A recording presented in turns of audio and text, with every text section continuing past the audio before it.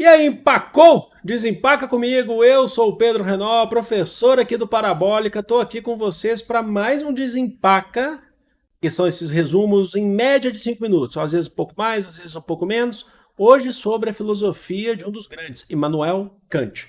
Então, se você quer fazer um resumo dele, ou se você ainda não pegou e você quer ver de forma direta o que ele diz, esse é o momento. Lembrando que os links das minhas redes sociais estão aqui na descrição, ou no comentário fixado, e os textos que a gente coloca nessas tarjas, esses resumos, a gente coloca aqui também na descrição para facilitar para vocês. Vamos lá então falar de Kant. O Kant é um dos grandes filósofos, nascido na Prússia, então ele está lá no século XVIII e início do XIX. Ele teve o estudo de vários outros filósofos que vieram anterior a ele, ou contemporâneos, e ele é muito famoso, ele tece muitas críticas àquele debate que se tem epistemológico, a epistemologia, que é da onde vem o nosso conhecimento, isso que é epistemologia.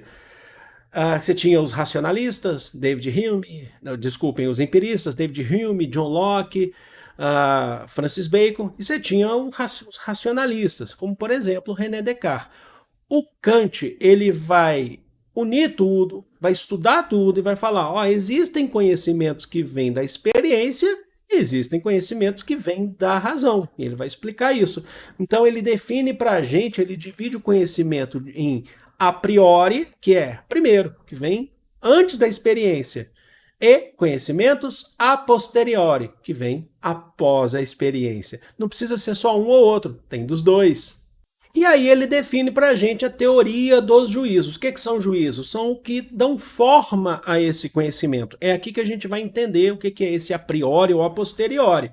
É o seguinte, existem os juízos analíticos, são aqueles em que o enlace do sujeito ele está ligado diretamente ao predicado.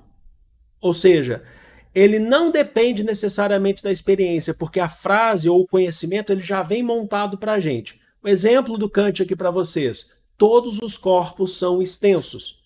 Você não precisa fazer uma experiência, você percebe logo de cara, você já sabe que todos os corpos têm extensão, qualquer objeto tem extensão. Então é um conhecimento a priori. Outras formas de conhecimento ou juízos, a gente tem os juízos sintéticos, tá? O que é um juízo sintético? É que necessita da experiência. O enlace entre o sujeito e o predicado não estão necessariamente formados por identidade. Vou dar um exemplo que fica mais fácil. Todos os corpos são pesados. Aí nesse conceito, o Kant vai falar assim, não, a gente precisa da experiência. Quando ele está falando pesado aqui, a gente sabe que os corpos têm peso, mas não é isso. Ele está falando que são pesados no sentido de serem bem pesados mesmo. Então ele fala assim, não, é preciso passar por uma experiência, segurar objetos, ver objetos, pesar objetos, para ver se de fato todos são pesados. Então essa forma de juízo, que é o juízo sintético, depende da sua experiência. E aí que ele lasca tudo a gente, porque ele vem com um conceito, o terceiro conceito de juízo, são os juízos sintéticos a priori. Porque você fala assim, o sintético é a posteriori, porque depende da experiência. Mas então o que é o sintético a priori? São aqueles que o predicado ele não se identifica diretamente com o sujeito, tá? Então você tem que passar por uma experiência? Não, ele fala assim, mas não precisa de uma experiência pelo menos imediata. Exemplo, a matemática. Como assim? Ele trabalha com a gente aqui com a proposição 7 mais 5 é igual a 12. Aí você fala assim, é uma proposição analítica. Então você fala, isso aí eu sei, 7 mais 5 é igual a 12, não preciso de experiência, não preciso saber mais do que isso. Só que há, com base no princípio da contradição, o conceito de soma entre 7 e 5, né? O conceito da contradição entre a soma de 7 mais 5 dá 12, você pode chegar também, isso não quer dizer nada necessariamente. O 12 você pode atingir através de outras formas, de outras somas. Simplesmente 12 é só um número. Por que ele existe? Ele não depende necessariamente da soma entre 7 mais 5.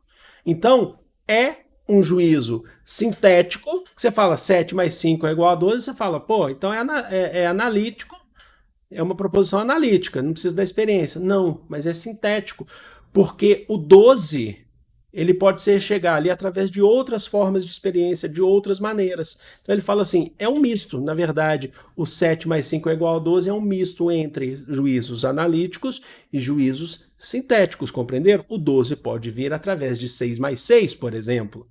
E para a gente fechar, o conceito de imperativos categóricos em Kant. E aí a gente entra mais numa questão humana, que é a ideia a qual se possa formular uma ação humana por princípios benéficos. O que é isso? Todas as suas ações devem ser benéficas e se transformarem num valor universal. O que significa isso? Você tem que ter um bom comportamento, na verdade, uma boa ação, não um bom comportamento, e isso deve se tornar um princípio universal, que todos tenham essas boas ações. E aí a ética, que é um valor que vem de dentro para fora, que a sua boa ação, ela deve se tornar um valor universal, para que todos ajam também de forma ética.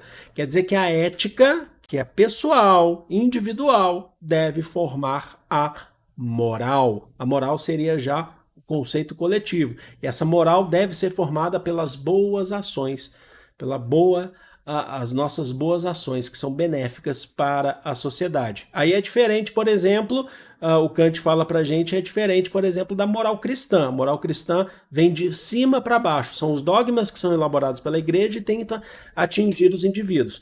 Para o Kant não deve ser assim. A sua boa ação benéfica deve atingir a universalidade.